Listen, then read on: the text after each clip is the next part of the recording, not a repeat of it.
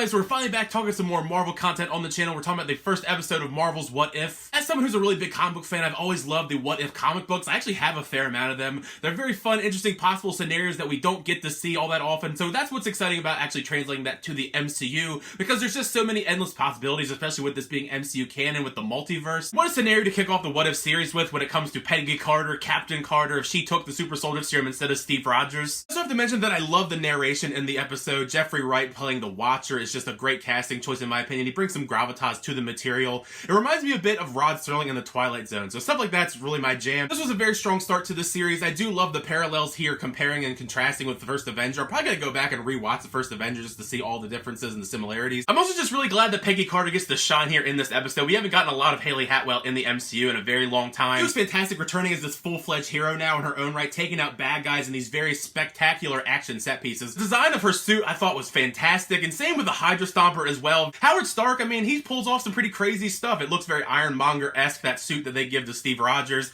It doesn't work all that great, I will say, which makes sense because it is the time period that it's in, but it gets the job done at least in the big action battle scenes. For Marvel not really delving into the animation sphere all that much, I think that the animation style in the show actually is pretty good. I think that it is very much a comic book come to life kind of style. It's certainly not a style that's going to appeal to everybody, but I do think for this being one of their first forays into doing these big animated series, it is pretty solid. One of the big bummers is the fact that Chris Evans didn't return to this to portray Steve Rogers. Frankly, we don't really know if he was even approached to portray the role, because we did see not that long ago that Dave Bautista said he wasn't even asked to portray Drax in the show. I do still love their dynamic in this episode, even if everything is flipped around this time, which I think is actually kind of fun. Even if Chris Evans isn't here to reprise his role, it was great to see pretty much everybody else return for their main roles. Sebastian Stan, Dum Dum Dugan even gets a line or two, and we even see Ross Marquand return to play the Red Skull. Of course, it isn't Hugo Weaving. I think we kind of figured he wasn't going to return. It was going to be Ross Marquand portraying Red Skull. Very much the same Red Skull, so it wasn't like a big loss not having Hugo Weaving here, even if he was fantastic in the first Avenger. Glad as the episode went on, we shifted a bit more to more unique stuff than opposed to just reliving the first Avenger stuff through a different lens,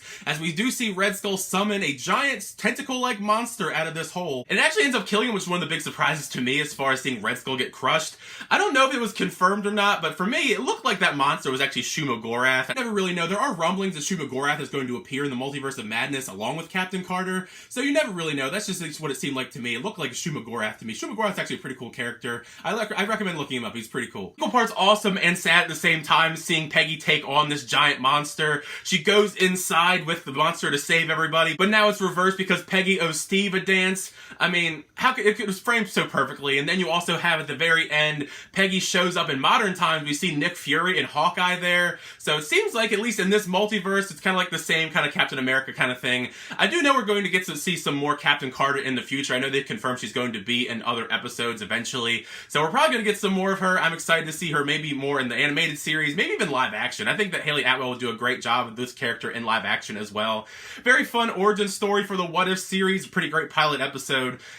I'm excited to see more of these episodes. We still have a lot more episodes to go after here, and there's so many different possibilities here that you can explore. I do know some of the first couple episodes, but I don't know a whole lot of them. I'm excited personally for the Marvel Zombies episode. That's going to be the one that I'm excited for. Make sure you share your thoughts down below. What do you think of this first episode of Marvel's What If? Did you like it? Did you not like it? Were you a fan of Peggy Carter being this Captain America type character? Either way, share your thoughts down below, because part of the fun is having that discussion.